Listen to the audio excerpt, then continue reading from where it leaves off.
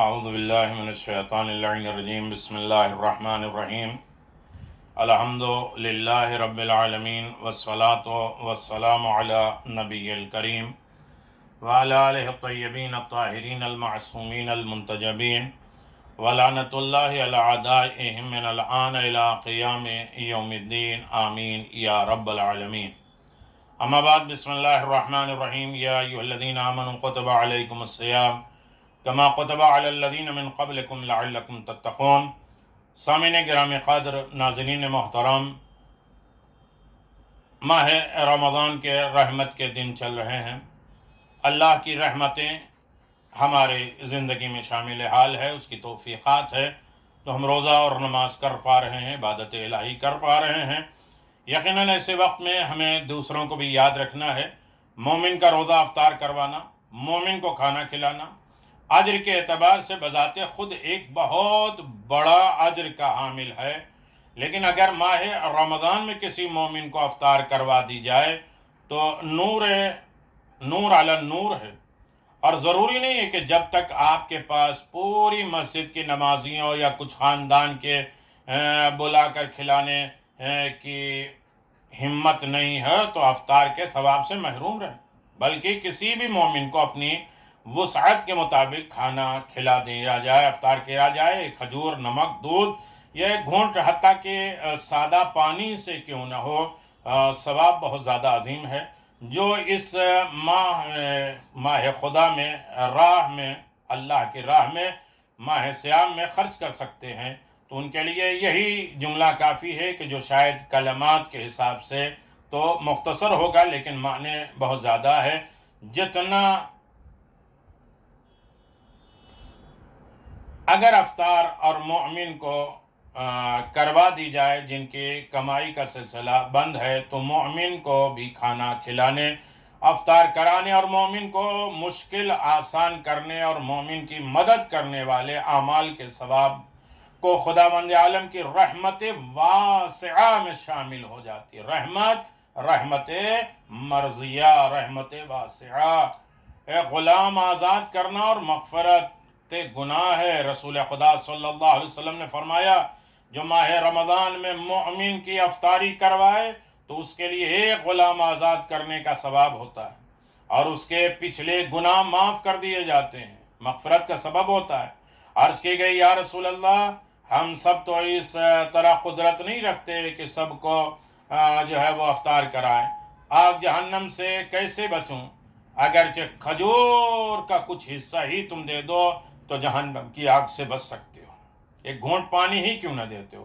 فضائل اشرار، 30 مومن غلام آزاد کرنا دعا کی قبولیت ہے۔ امام صادق علیہ السلام سے روایت ہے، وہ فرماتے ہیں جو بھی مومن کسی مومن کو ماہ رمضان میں کھانا کھلائے تو اللہ تعالیٰ اس کے لیے اس شخص کا ثواب لکھے گا جس نے 30 مومن غلاموں کو آزاد کیا ہو، اور اللہ اس کی دعا کو مستجاب کرے گا۔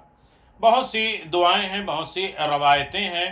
اولاد اسماعیل سے غلام آزاد کرنے کا ثواب ہے۔ امام محمد باقر علیہ السلام فرمایا کہ مجھے اپنے گھر میں ایک مومن کی افطاری دینا اولاد اسماعیل سے اتنے سارے غلام کو آزاد کرنے سے زیادہ محبوب ہے، اپنے روزے سے افضل ہے۔ امام موسیٰ کاظم علیہ السلام فرماتے ہیں تمہارا مومن بھائی کے روزے کو افطار کروانا تمہارے اپنے روزے سے افضل ہے، اعلیٰ ہے۔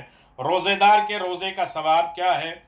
رسول خدا صلی اللہ علیہ وسلم نے فرمایا جو حاجی کو حج کے وسائل فراہم کرے یا غازی کو جہاد کے وسائل فراہم کر دے یا جو روزے دار کو افطار کروا دے تو ان کا ثواب کم ہونے کے بغیر اس کو بھی اتنا ہی جیسا ثواب ملے گا۔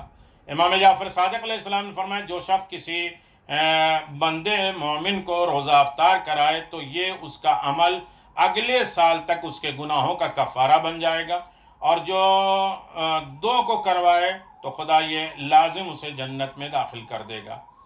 یقیناً آپ دیکھیں کہ ہر طرف انسان مستحقین موجود ہیں، ہر ضرورت مند موجود ہیں، ہم ایک آئٹم تھوڑا سا کم کر دیں، لیکن اس وقت غریبوں کا خیال رکھیں. مسائل ہیں، مشکلات ہیں، بیماریاں ہیں، کاروبار نہیں ہیں اور پریشانیاں دشواریاں ہیں. اس وقت اپنے مومن بھائی کو ضرور یاد کرنا چاہیے. 8ویں شب آ گئی. 8ویں شب کی دعا میں ہمیں یہ پڑھنے کا حکم دیا گیا ہے کہ 8ویں شب کی دعا پڑھو، سمجھو. بسم اللہ الرحمن الرحیم.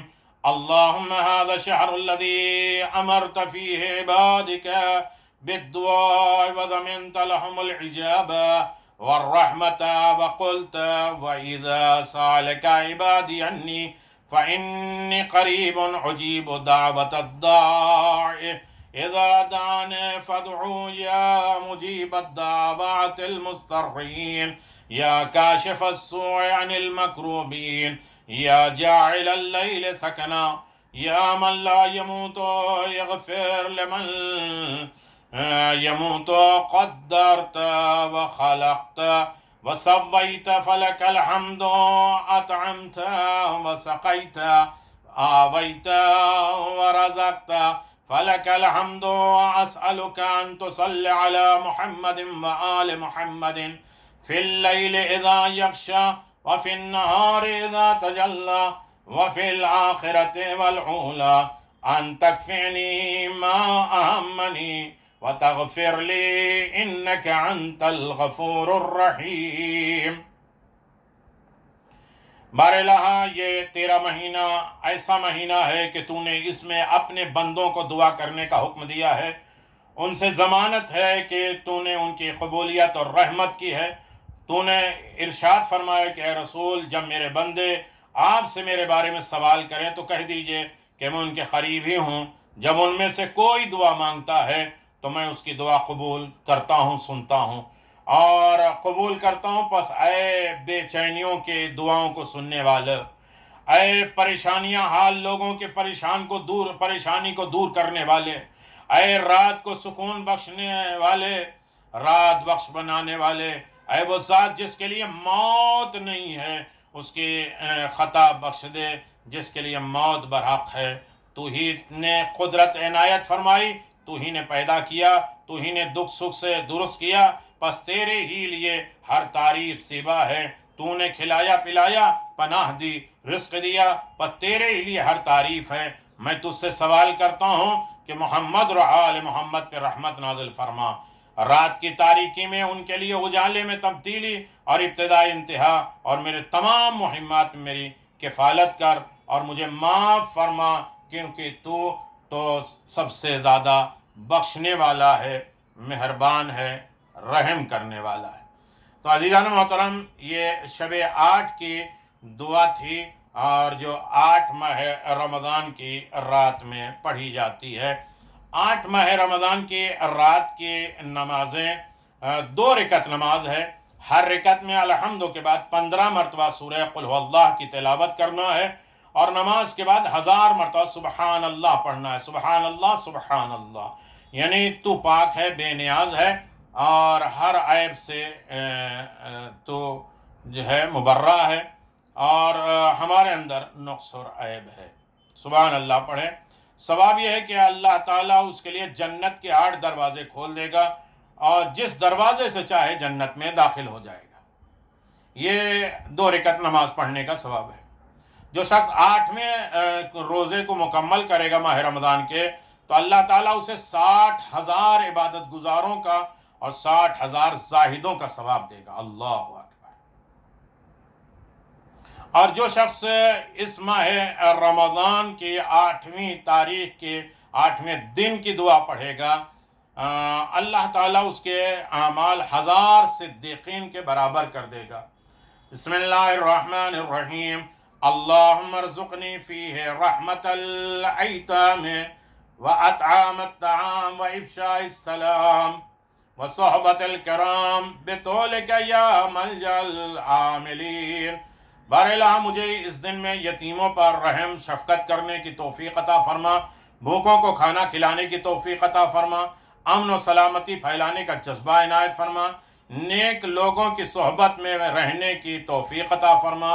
اے فضل و کرم سے، اے آرزو مند کی پناہ، یقیناً یہ 8 تاریخ کی دعا ہے، اس کی تفصیل میں 30 روزے اور 30 پیغام کے ضمن میں اس کی تفصیل آئے گی، آپ انشاءاللہ اسے ملاحظہ فرمائیں۔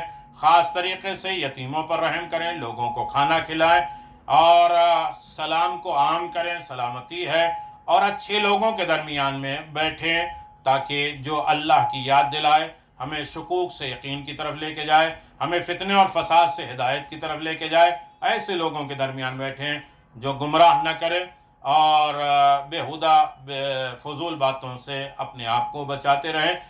اس کی تفصیل انشاءاللہ شام تک آپ کی خدمت میں آ جائے گی کہ امام حسن مجتبیٰ کو بھی یہی 3 کام پسند تھا، لوگوں کو کھانا کھلانا اور سلام کو عام کرنا۔ ہمارے مذہب میں اس بیماری میں کم از کم سلام کو ہمیں عام کر دینا چاہیے، سلام میں پہل کر دینا چاہیے، سلام کو زور سے کہنا چاہیے، خالی گھر میں بھی کرنا چاہیے، امن کا ذریعہ ہے، سکون کا ذریعہ ہے، اور اچھے لوگوں کے درمیان میں بیٹھنے کی توفیق مانگنا چاہیے۔ اور یقیناً خدا ہی اس کا فضل ہے اور اسی سے ہم آرزو اور تمنا اور امیدیں لگائے بیٹھے ہیں، اور انشاءاللہ وہ مایوس نہیں کرے گا، آپ کو حفظ امان میں رکھے گا، صحت سلامتی میں رکھے گا۔ اپنا خیال رکھے، خاص طریقے سے جسمانی اور روحانی، اور دیگر لوگوں کا بھی خیال رکھیے، مرحومین کا خیال رکھیے، زندوں کا خیال رکھیے۔ امام زمان کے ظہور کی دعا کرتے رہیے، زیارت ائمہ معصومین کے لیے دعا کرتے رہیں، اور مجلس حسین کراتے رہیے، اور مجلس حسین میں شرکت کرتے رہیے، چاہے تنہائی میں کیوں نہ ہو۔ السلام علیکم ورحمۃ اللہ وبرکاتہ۔